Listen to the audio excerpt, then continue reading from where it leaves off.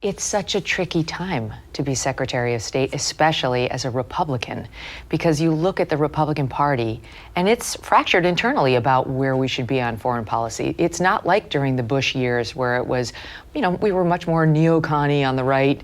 And now there's a real division within the right, within MAGA even, on what should we do about Ukraine? Most of the party, I think, wants nothing to do with that anymore. What kind of saber rattling should we be doing about Iran? There's a large strain that believes none. We should be focused on China, and we should stop demonizing Iran and Russia and keep our eye on our biggest threat. I know you think they're our biggest threat as well.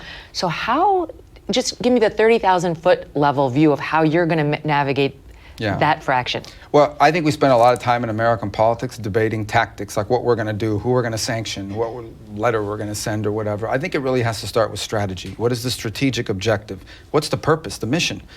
And I think the mission of American foreign policy, and this may sound sort of obvious, but I think it's been lost. The interest of American foreign policy is to further the national interest of the United States of America, right? I mean, America first.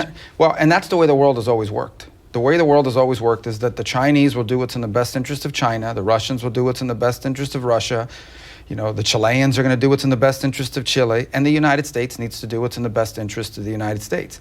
Where our interests align, that's where you have partnerships and alliances.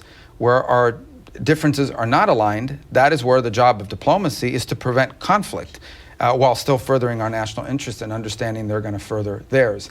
And that's been lost. And I think that was lost at the end of the Cold War because we were the only power in the world. And so we assumed this responsibility of sort of becoming the global government in many cases, trying to solve every problem. And there are terrible things happening in the world. There are.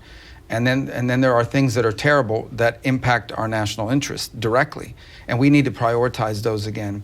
So it's not normal for the world to simply have a unipolar power. That was an anomaly. It was the product of the end of the Cold War. But eventually you were going to reach back to a point where you had a multipolar world, great powers in different parts of the planet. We face that now with China and to some extent, Russia. And then you have rogue states like Iran and North Korea you have to deal with. So now more than ever, we need to remember that foreign policy should always be about furthering the national interest of the United States and doing so to the extent possible, avoiding war and armed conflict, which we have seen 2 times in the last century be very costly. They're celebrating the 80th anniversary this year of the end of the Second World War. That I think if you look at the scale and scope of destruction and loss of life that occurred, it would be far worse if we had a global conflict now. It may end life on the planet. Mm-hmm. I mean, it sounds like hyperbole, but you have multiple countries now who have the capability to end life on Earth. And so we need to really work hard to avoid armed conflict as much as possible, but never at the expense of our national interests. So that's the tricky balance. So I think returning us to that, now you can have a framework by which you analyze not just diplomacy, but foreign aid and who we line up with and the return of pragmatism. And that's not an abandonment of our principles. I'm not a fan or a giddy supporter of some horrifying human rights violator somewhere in the world. By the same token, diplomacy has always required us, and foreign policy has always required us to work in the national interest, sometimes in cooperation with people who we wouldn't invite over for dinner, or people who we wouldn't necessarily ever want to be led by. And so that's a balance, but it's the sort of pragmatic and mature balance we have to have in foreign policy. How do you think we did in the last administration? Because Jake Sullivan, former national security advisor, now former, under Joe Biden, said our alliances are now stronger as they left office. Our adversaries and our competitors are weaker. Russia's weaker, Iran's weaker, China's weaker, and all the while we kept America out of wars. What's your response to that? Well, a couple points. The first is, and we're looking forward and moving forward, but we have to analyze where we stand and the world that we inherited, and I would disagree with that assessment. I think it really begins because the Biden administration, from my view, had internal fractures between State Department and the National Security Council, between different elements of their party.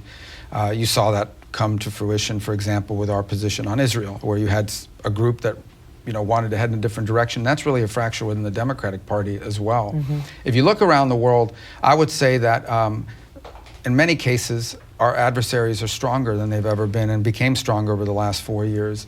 Certainly, Russia does not consider itself weaker than it were 4 years ago. They now control territory they didn't have when Donald Trump left office. I think if you look at the Middle East, we had the outbreak of a war that's been incredibly costly and divisive. It started on October 7th when these savages came across and committed these atrocities. We have a war in Europe as well, in Ukraine, as I mentioned a moment ago. So we had and I think really one of the linchpins that sort of triggered all of that was that chaotic withdrawal from Afghanistan. I think that sent a very clear signal to someone like Vladimir Putin that America was actually in decline or distracted, we can move, and he did. I think you see it in the Indo-Pacific, where every day, it's not just Taiwan, it's the Philippines, are being aggressively challenged by the Chinese militarily, where coercion is spreading throughout the world. The Chinese are using coercive tactics, not just in their near abroad, but in other parts of the world as well. So I don't agree with that assessment. I think we have a lot of work to do.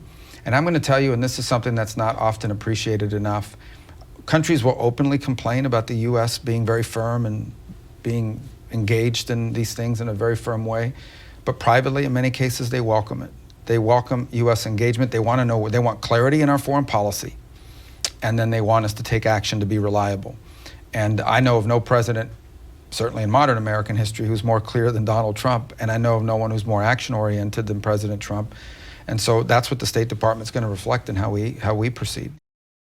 We continue to face uncertainty when it comes to the economy, with a perfect storm brewing as Social Security and Medicare hit a breaking point as the largest generation is hitting retirement. A smaller workforce means a smaller tax base. You pair that with our growing national debt and the rising cost of living, and we could have a very big problem on our hands. So what are you doing right now to protect your family for the future? Gold can be a very safe haven in very hard economic times, and Birch Gold makes it easy to diversify a portion of your savings into physical gold. Birch Gold will help you transition an existing IRA or 401k in whole or in part into an IRA in gold. And it won't cost you one penny, not one, out of pocket. Protect your future today. Text MK to 989898 and get your free info kit on gold and a copy of The Ultimate Guide for Gold in the Trump Era with a foreword by Donald Trump Jr. There's no obligation, just information. Birch Gold has earned the trust of countless Americans looking to safeguard their savings. Text my initials, MK, to the number 989898 today. Thanks so much for watching. If you like what you just saw, hit the subscribe button for more clips and full episodes.